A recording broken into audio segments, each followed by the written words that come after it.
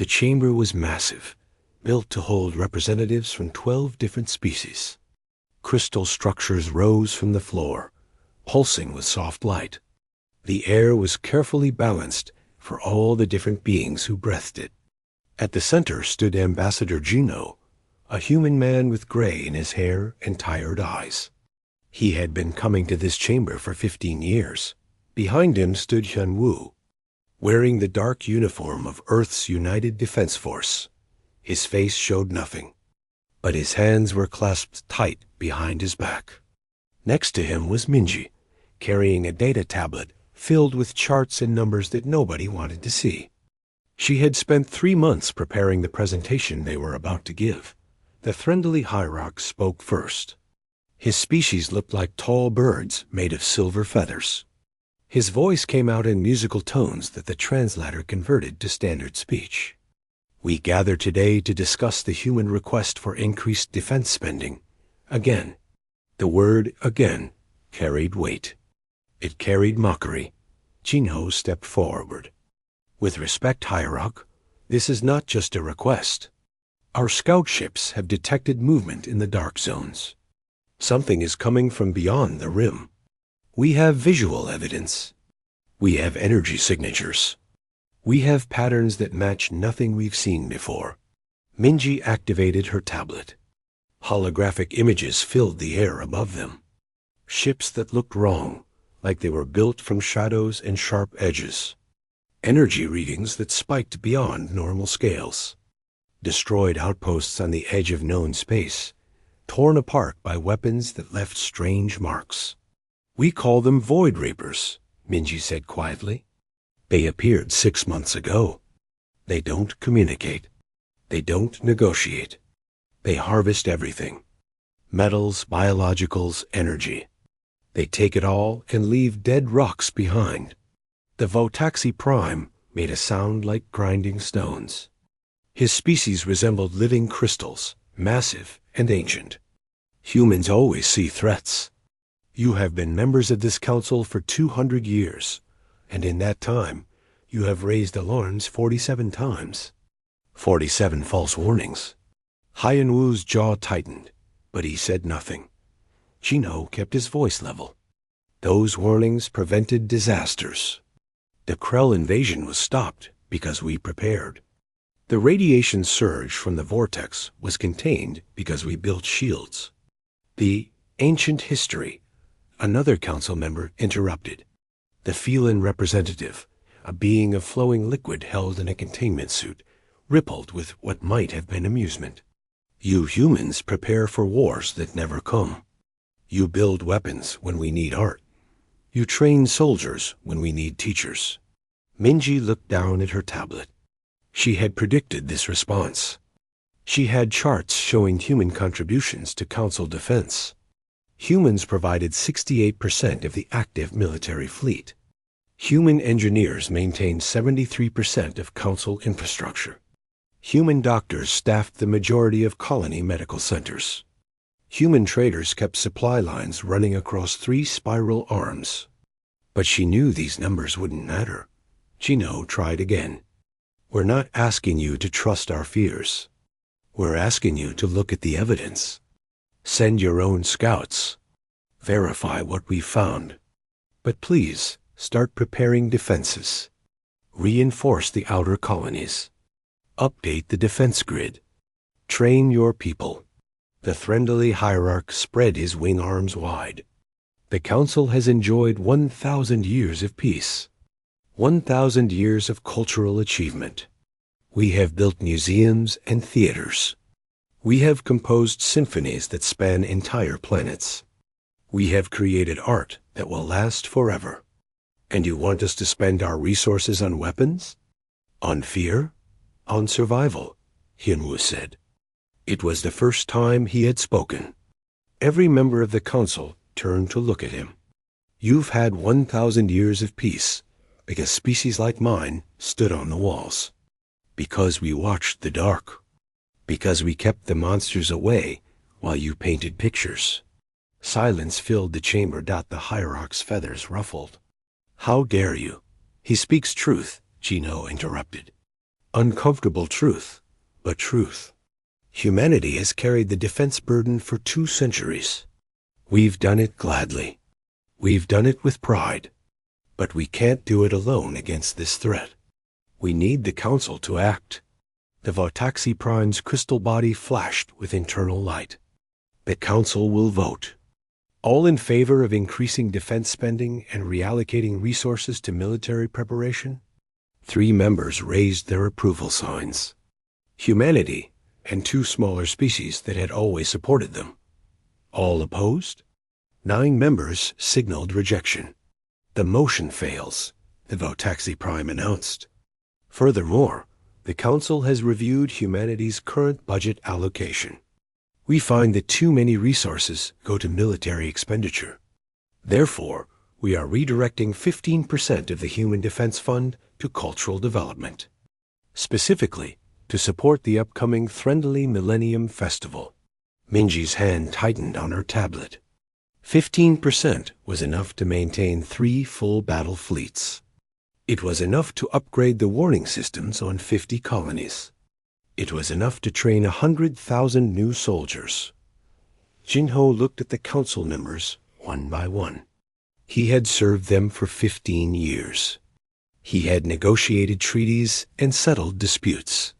He had worked late into artificial nights, solving problems they didn't want to handle.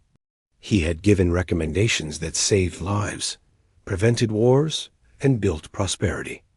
And in all that time, they had never given humanity a permanent council seat, never given them true authority, always treated them as junior members, useful but not equal.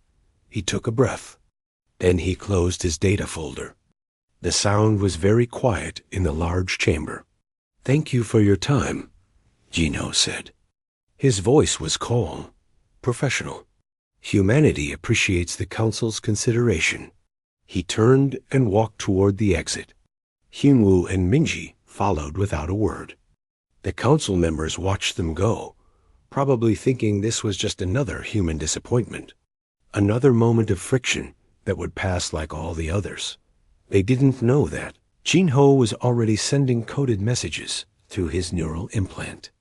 They didn't know that Hyunwoo had triggered a military protocol called Silent Departure.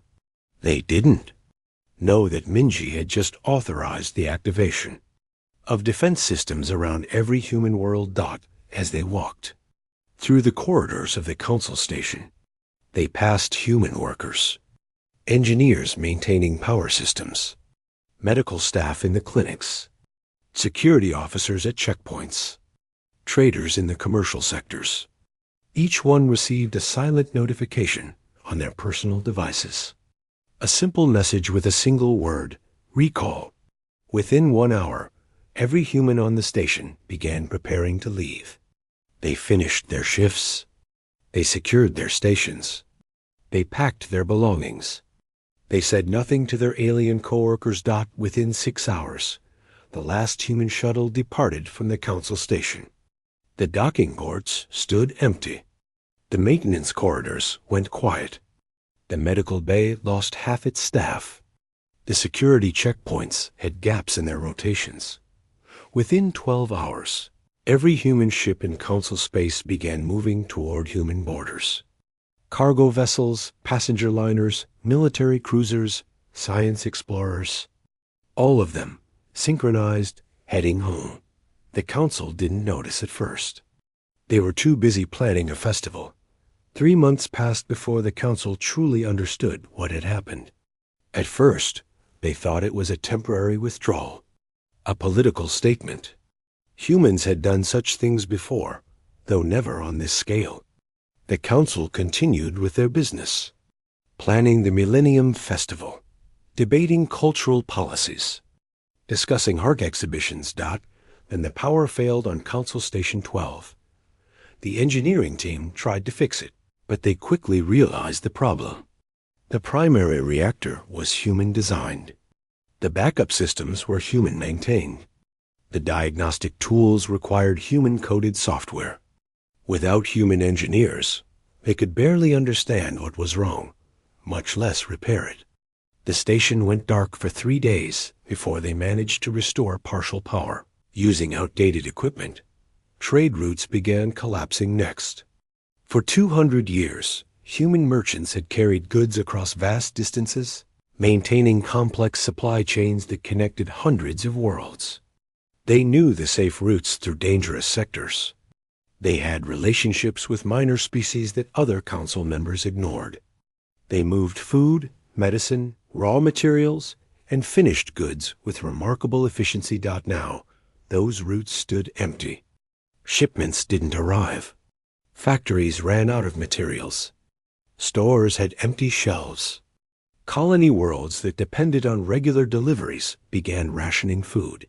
The Nexus Station, humanity's greatest gift to the Council, started failing. It was a massive structure orbiting a central star, designed to be a hub for trade, diplomacy, and travel. Human engineers had built it over 50 years, installing systems so advanced that other species barely understood them. It processed millions of transactions daily, housed 200,000 residents, and served as a symbol of Council unity. Systems began failing one after another. Climate control malfunctioned, creating ice in some sections and heat in others. Gravity generators flickered. Water purification slowed to dangerous levels. The station's AI, which managed everything from traffic control to life support, started showing error messages in human languages that nobody could fully translate. Tai Yong, a Zephyrini council member, tried desperately to contact the human colonies. His species looked like tall beings made of light and energy, and they had always maintained good relations with humans. He sent messages to every human world he knew. Official requests, personal appeals, even pleas for basic communication. Every message received the same response. An automated reply in standard council speech. Humanity is no longer available for council matters. We wish you well in your future endeavors. No elaboration. No explanation. Just polite rejection. The council convened emergency sessions. They argued about what to do. Some wanted to send military forces to demand humanity's return. Others wanted to try diplomacy. A few suggested they could manage without humanity, if they just worked together. They voted to send diplomatic envoys to human space. 5 ships, one from each of the major council species, carrying ambassadors with full authority to negotiate. The ships crossed into human territory after a 3-week journey. Automated defense systems met them at the border. Not aggressive, not threatening. Just there. Massive satellites with weapons that tracked the diplomatic ships with perfect accuracy. A message played on all frequencies. You are entering human space without authorization. Turn back now. This is your only warning. The lead ambassador tried to explain their diplomatic mission. The satellites didn't respond. They simply powered up their weapons. The ships turned back. Not a single human voice had spoken to them. Not a single human face had appeared on their screens. Just machines, following their programming. Hana was the only human who hadn't left. She was a xenobiologist who had spent her entire career studying non-human species. She had married a feline scientist and chosen to stay with the council. Now she found herself the only source of information about humanity's actions. Council members surrounded her constantly, demanding answers. Why had humanity left? What would bring them back? How could the council function without them? She tried to explain, but they didn't want to understand. Humanity kept records, she told them. Detailed records of every council session, every vote, every decision. They documented every time you dismissed their warnings.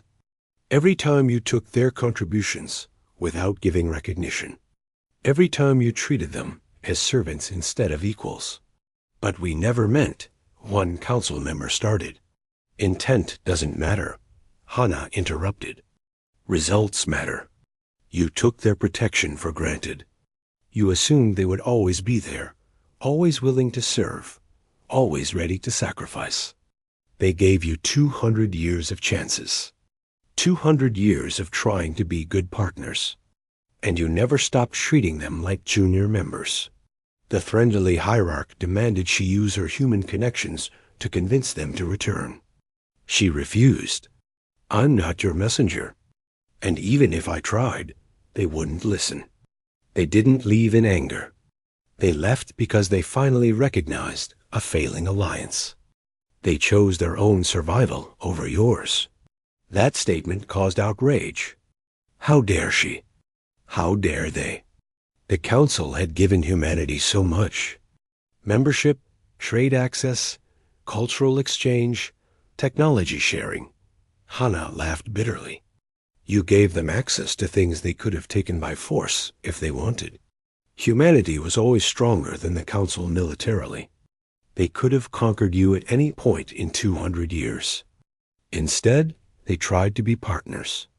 They tried to build something better.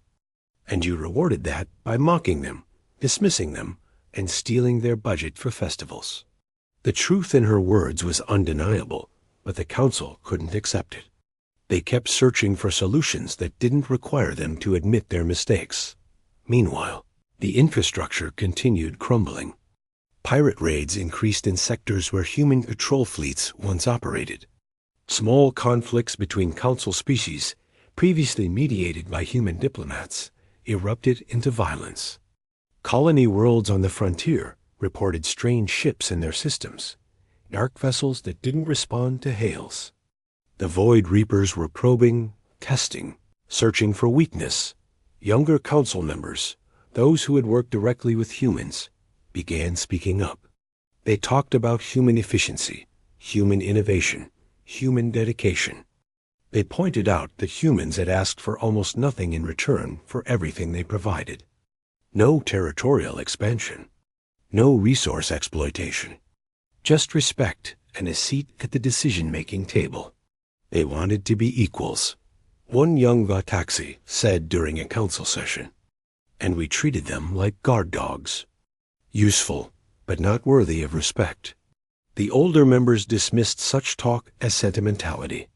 They insisted the Council would adapt and overcome. They began attempting to replicate human technology, to train their own engineers and soldiers, to rebuild what humanity had provided. But they quickly discovered how far behind they had fallen. Human technology was generations ahead in most fields. Their weapon systems were more efficient. Their engines were faster. Their medical knowledge was more advanced. And all of it was locked behind encryption, protected by security protocols that would take decades to break. Yunji had been the last human diplomat many of them had spoken to. She was young, only 32, but brilliant at her job. Her final message to her friendly counterpart had been brief. We've decided to focus on our own survival. We suggest you do the same. Good luck. At the time, it seemed like a polite goodbye. Now, looking back, they recognized it for what it was. A warning they had failed to understand. 6 months after humanity's departure, the Council faced the truth. They had built their civilization on a foundation they didn't maintain, didn't appreciate, and didn't protect. Now that foundation was gone, and everything was starting to collapse, and humanity's borders remained sealed, offering nothing but silence to those who called out to them. The Void Reapers came exactly where Minji had predicted they would. The outer colonies of the friendly sphere were first. 3 worlds, lightly populated, rich in resources, and protected by defense systems that hadn't been updated in 200 years. The attack happened at night on all 3 worlds simultaneously. Dark ships emerged from points in space that shouldn't have been possible. They moved without engine trails, without heat signatures, like holes in reality. The colony defense systems registered them 3 seconds before impact. 3 seconds was not enough time. The first colony, Threndel Minor, had 40,000 residents. Artists, musicians, teachers, and their families. They had built beautiful cities with towers that sang in the wind. They had gardens that covered entire valleys. They had museums filled with works it took centuries to create. The Reapers didn't care about beauty. Their weapons cut through the cities like knives through paper. They deployed harvesting machines that extracted metal from buildings, minerals from the ground, and biological material from everything living. Within 6 hours, Threndel Minor was a gray wasteland. No cities, no gardens, no life, just bare rock and toxic air. The second and third colonies fell the same way. 70,000 more Threndeli died, their millennium of peace ending in darkness and silence. The Threndeli sent distress calls to the Council. They sent military ships to investigate. Those ships found Reaper vessels waiting for them. The battle lasted 11 minutes.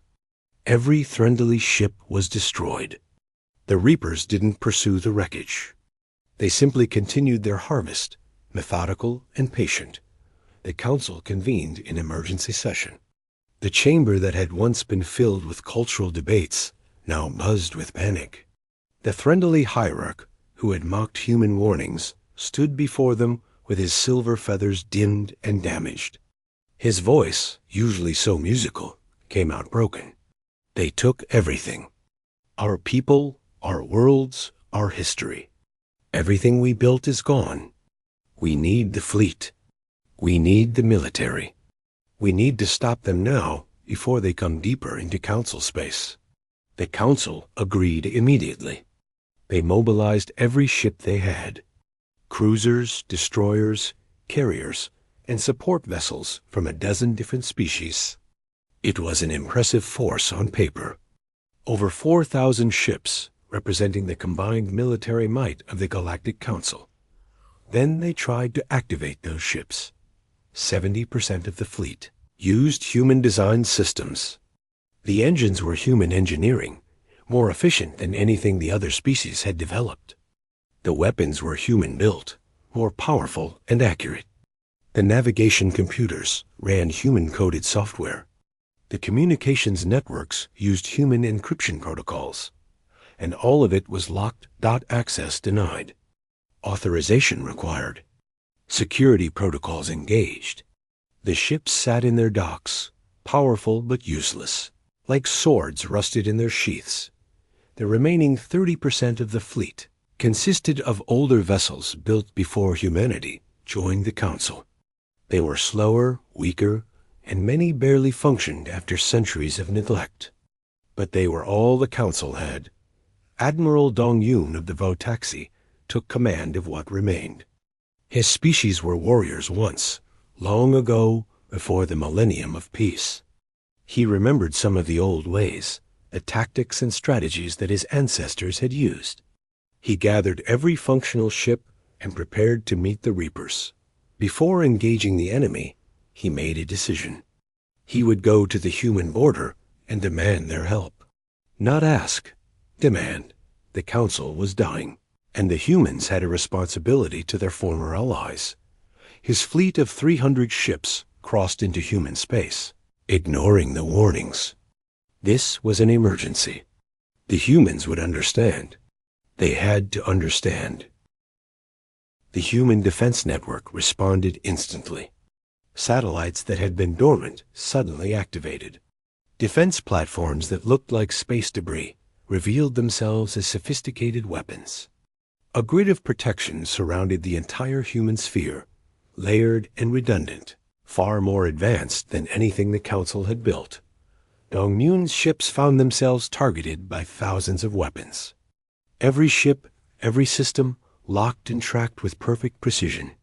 But the weapons didn't fire. Instead, they simply shut down his fleet. Power systems went offline. Engines stopped. Life support switched to emergency backup. Communications worked, but nothing else. The ships drifted helplessly in space, disabled but undamaged. Then human vessels appeared. Sleek ships that moved with impossible grace. They attached towing cables to Dong-Yun's fleet and pulled them back across the border. Not roughly, not violently, just efficiently, like removing trash from their yard. When the ships crossed back into Council space, power returned. Systems reactivated. The fleet was functional again. A single message appeared on every screen. We warned you. We prepared you. You chose aesthetics over survival.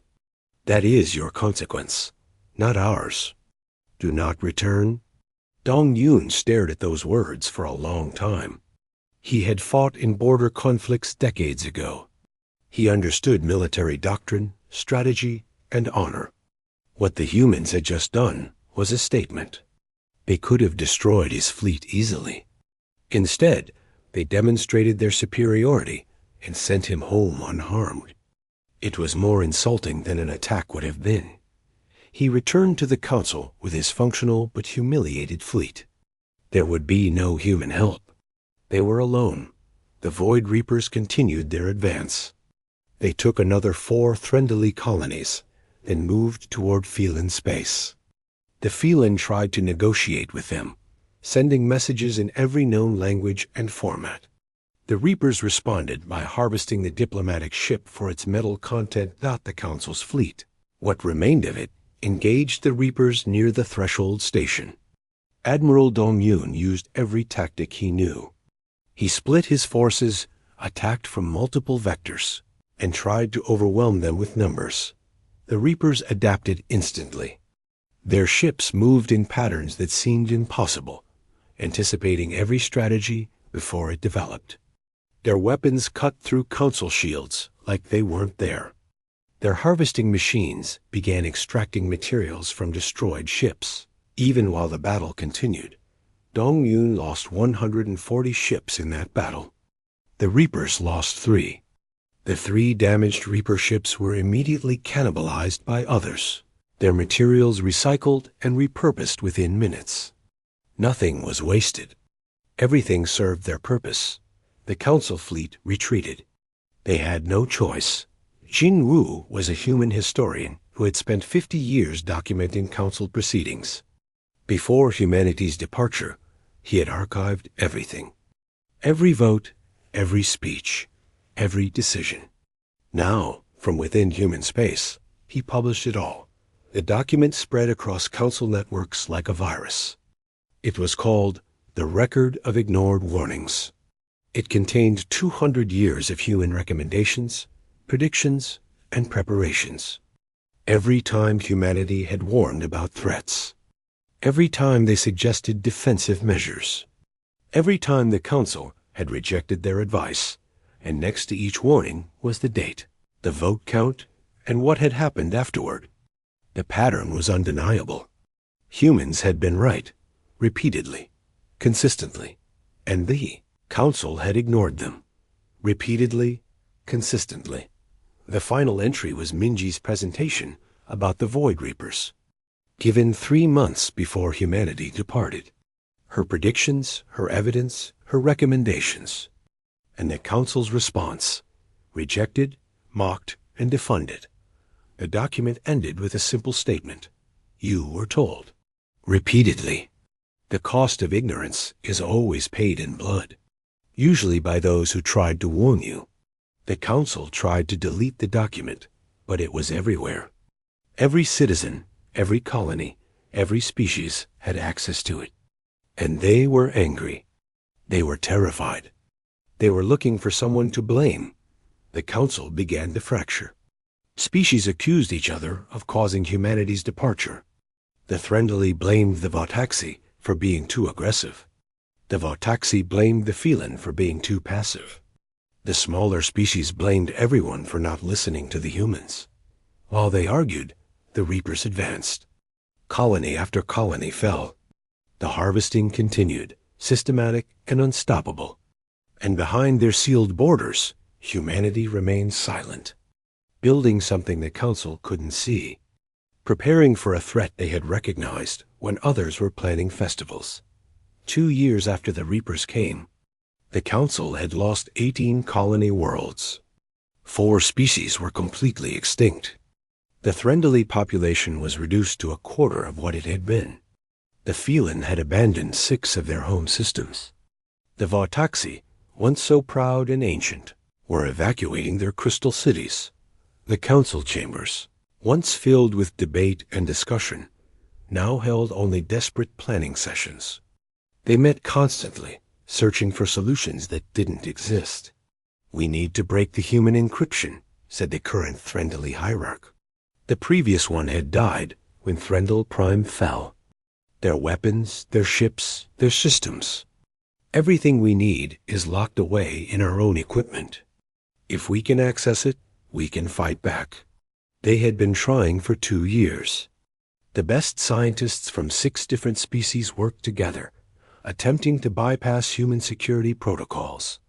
They made some progress. They managed to activate basic functions on a few ships. They got weapon systems partially operational, and they tested them. The test took place at a decommissioned shipyard in empty space. They activated a human-designed plasma cannon, one they thought they understood.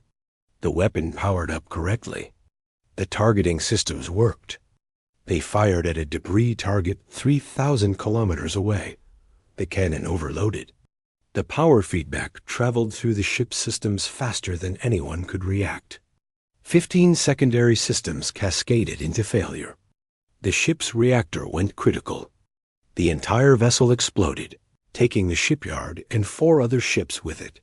3,000 researchers and engineers died in that explosion. The survivors realized the terrible truth. Human security wasn't just passwords and locks. It was built into the fundamental design of the systems. One wrong command, one bypassed protocol, and everything failed catastrophically. The humans had made sure their technology couldn't be stolen or misused. Soman was a council intelligence officer from a small species called the Dren. Her people were good at finding patterns, at seeing connections others missed. She had been investigating humanity's final months before departure, looking for clues, for leverage, for anything useful. What she found shocked her. Humanity hadn't just left. They had evacuated thousands of non-humans first. Carefully, quietly, over a span of years before the final departure. They had identified individuals from other species who had supported them, who had listened to their warnings, who had treated them with respect. And they had offered them a choice: stay with the Council or come to human space. Thousands had accepted.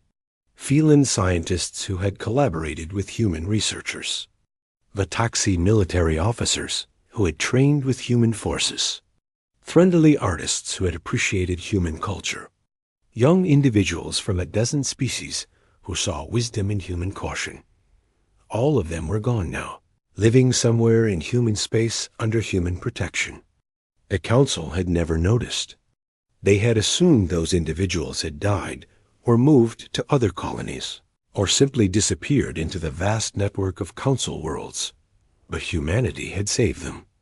Selectively, deliberately. They had rescued those worth rescuing and left the rest to face consequences. Soman brought this information to the Council. The reaction was fury. How dare humans pick and choose who to save? How dare they take Council citizens without permission? But underneath the fury was fear. Fear that humanity had been right about who deserved saving. The investigation revealed more. Before leaving, humans had offered evacuation to species that agreed with their threat assessment. 2 entire minor species had accepted. The Kren, a small insectoid race, and the Wellan, a species of aquatic beings. Both had left Council space with humanity's help. The Council had never noticed, because they barely paid attention to minor species.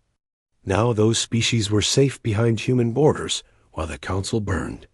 Meanwhile, deep in human space, sensors detected massive energy signatures. Construction on a scale that shouldn't be possible. The readings suggested structures the size of moons, power generation that exceeded entire star systems, and weapons that operated on principles the Council couldn't understand. Whatever humanity was building, it was enormous, and it was pointed toward the Void Reapers. Admiral Dong Yun made another attempt to reach humanity. Not with his fleet this time. He went alone in a small diplomatic shuttle, unarmed and broadcasting peaceful intent. He crossed the border and waited. Human ships appeared and escorted him to a station. Not a military base, not a diplomatic facility, just a simple way station on the edge of human territory. They let him dock. They let him enter. A single human met him there.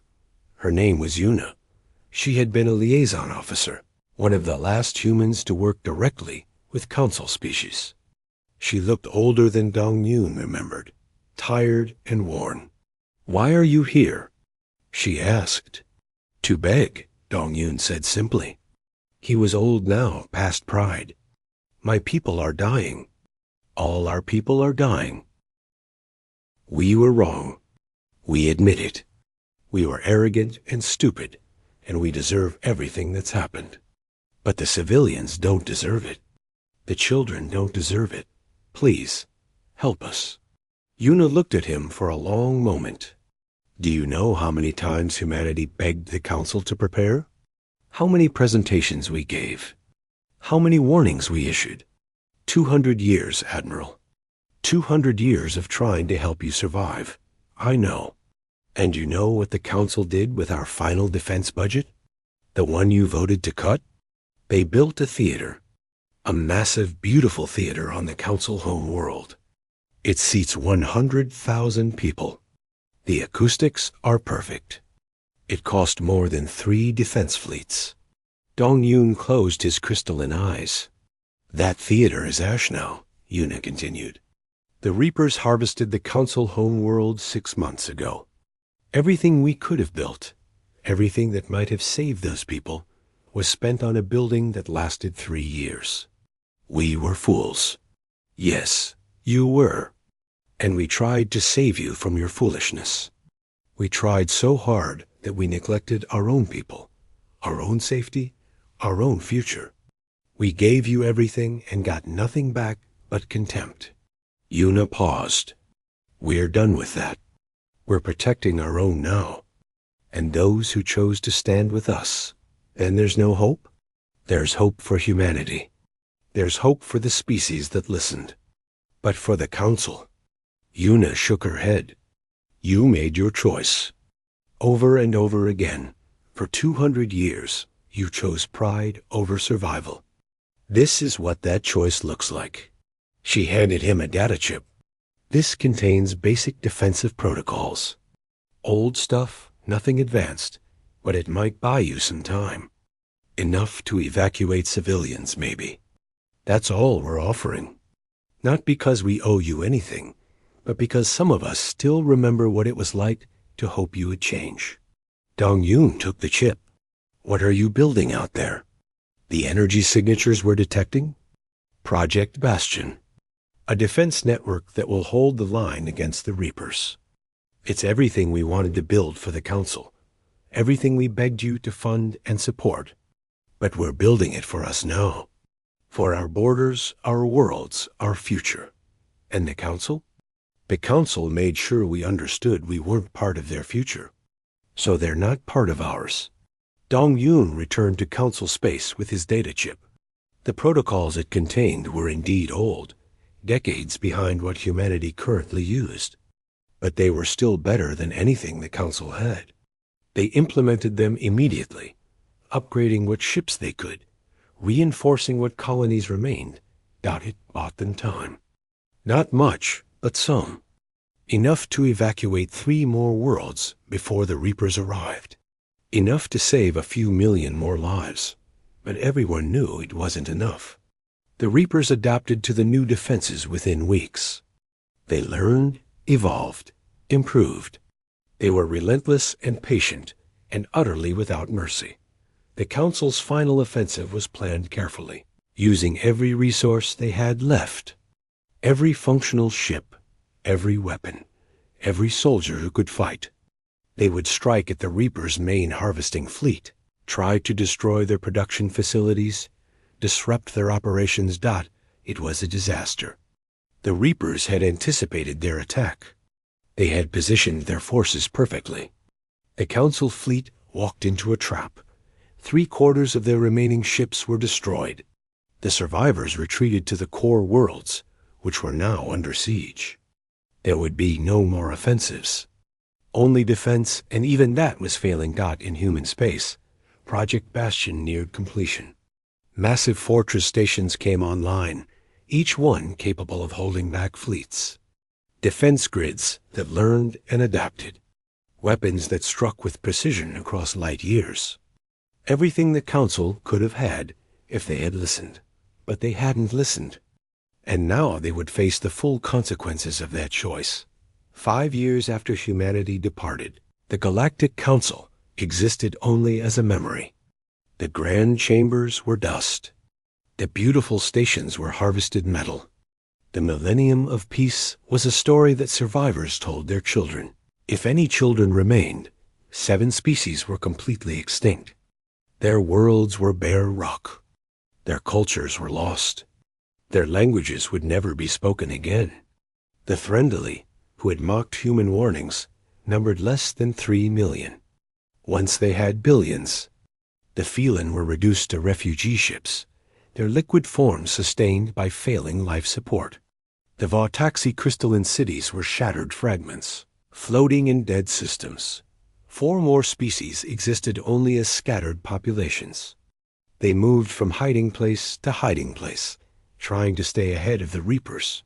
Some fled to primitive worlds where they could hide among less advanced species. Others tried to reach the edge of known space, hoping to find somewhere the Reapers wouldn't follow. The remaining council members occupied a single fortified system now. Fortified was generous. They had gathered every defensive platform they could move, every ship that still functioned, every weapon they could operate. It wasn't much. The Reapers surrounded them completely, a blockade that tightened slowly, patiently. Sangwoo was the oldest surviving council member.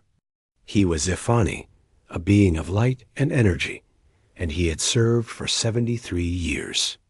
He remembered when humanity first joined, young and eager and so very different from every other species. He remembered thinking they were crude, violent, too focused on death instead of life. He remembered being wrong. Sangwoo sat alone in what remained of the council chamber, a small room on a refugee station. He composed a message, not to humanity, but to whoever might survive to remember what happened here. My name is Sangwoo of the Zephrani. I am recording this so the truth will not die with us. The Galactic Council has fallen. We are the last, and we will not last much longer. I want it known that this was our fault. Not the Reapers. Not fate. Not some unavoidable tragedy. This was us. Our arrogance. Our pride. Our refusal to see truth when it was offered freely. He paused, gathering his thoughts. Humanity warned us. For 200 years, they warned us. They showed us evidence. They shared their knowledge. They offered their strength. And we dismissed them. We mocked them. We took everything they gave and treated them like servants.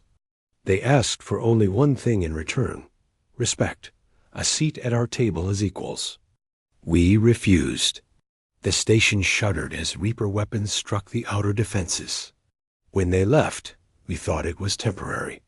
We thought they were being dramatic, that they would return when they realized they needed us. But we never understood the truth. They never needed us. We needed them.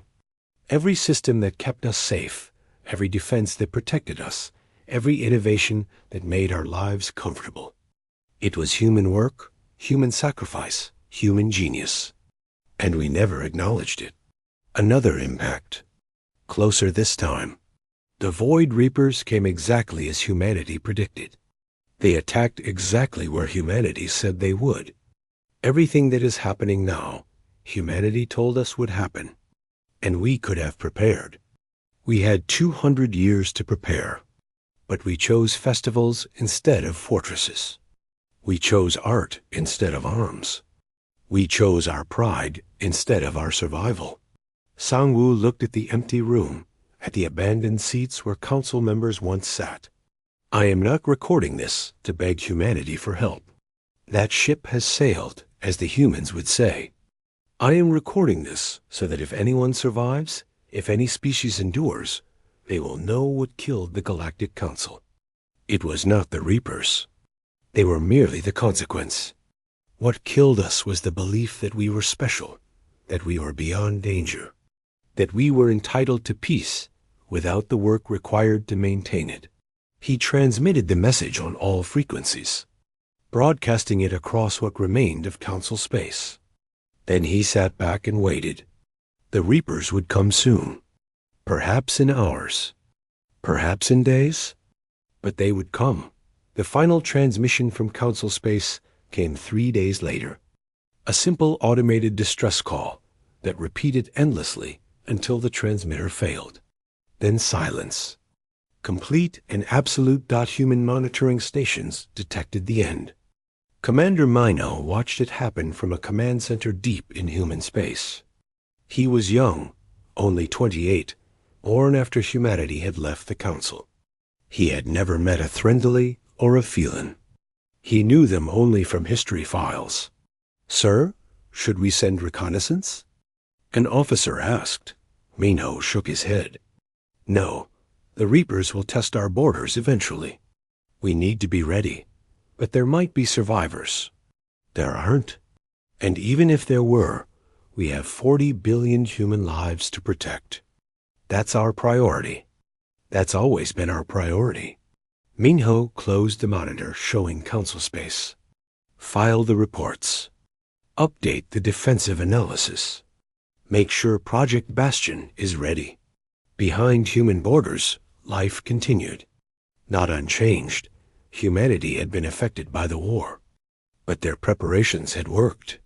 Project Bastion was a network of fortress stations stretching across the entire human sphere. Each station was a marvel of engineering, capable of independent operation, mutual support, and adaptive defense. The stations were armed with weapons that could strike across systems. They had shields that could withstand sustained bombardment. They had manufacturing facilities that could repair damage and build new defenses. And they had been tested. 3 times the Reapers had probed human borders. 3 times they had been repelled. Not easily. The battles were fierce and costly. But humanity had held. And each time they learned more about Reaper tactics, Reaper technology, Reaper weaknesses. Jisoo was the head of Human Diplomatic Archives.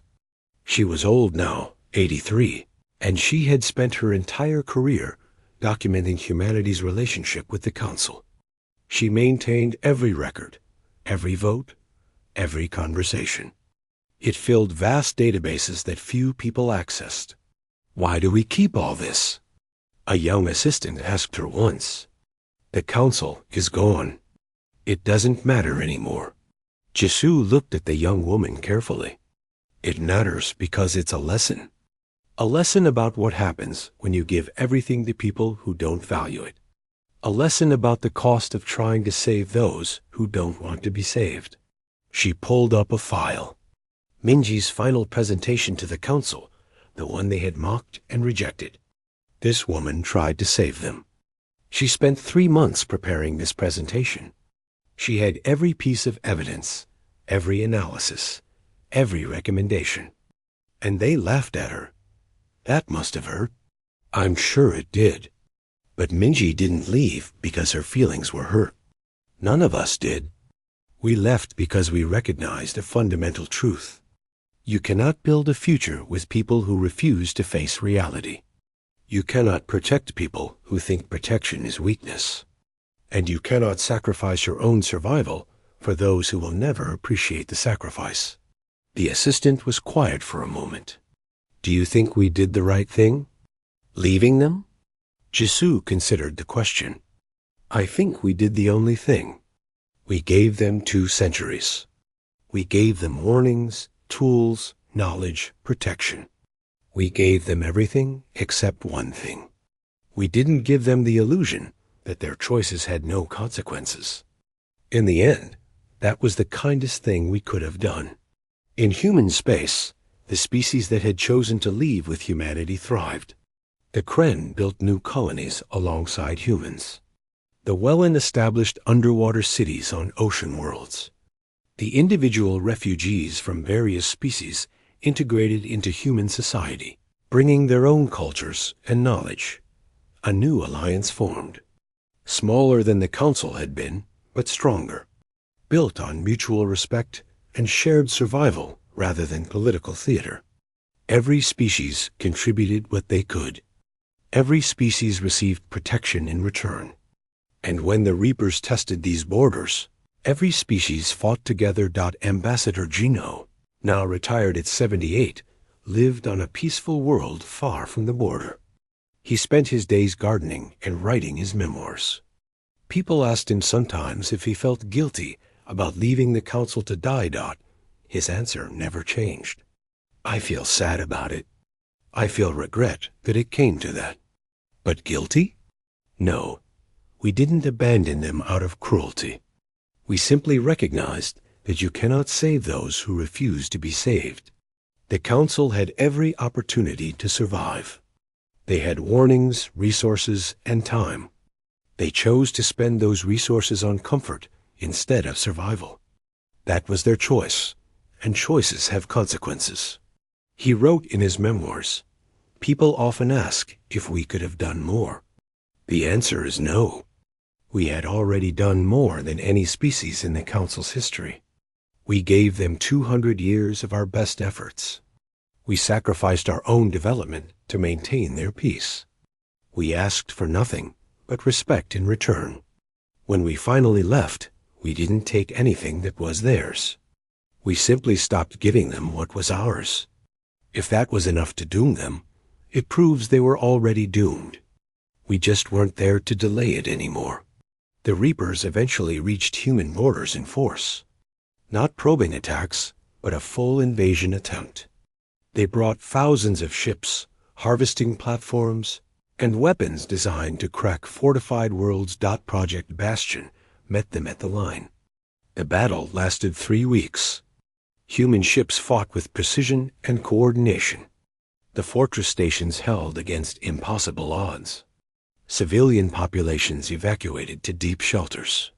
And when the Reapers finally retreated, having lost more than they could harvest, humanity had held. Casualties were high. 6 million dead. 42 ships lost. 2 fortress stations damaged beyond repair. But the line held. The border remained secure. And humanity had proven that the Reapers could be stopped. The war would continue. The Reapers were patient and numerous. But humanity was prepared. They had learned the lessons the Council never did. Survival required sacrifice. Peace required strength. And security required the willingness to face hard truths and make harder choices. In the ruins of Council space, scavenger species picked through what remained. They found empty cities and harvested worlds. They found monuments to a civilization that had believed itself eternal. They found records of a millennium of peace that ended because peace was mistaken for safety. And they found Sang-woo's final message, still broadcasting from a dead station. His words spread across the galaxy, carried by traders and travelers. The message became a warning, a cautionary tale told to civilizations that thought themselves secure. We were warned. We were offered partnership. We chose pride. This extinction is ours to own. Humanity's borders remained closed to all but their chosen allies. They would help those who asked for help with humility. They would trade with those who offered fair exchange. They would defend those who fought beside them. But they would never again sacrifice themselves for the ungrateful, the arrogant, or the willfully blind. The silence from humanity continued. Not the silence of absence, but the silence of focus. They had work to do, a civilization to protect, a future to build. They had learned the most important lesson of all. Sometimes the kindest thing you can do is step back and let consequences teach the lesson you couldn't. And sometimes survival requires accepting that not everyone can be saved. especially those who refuse to save themselves.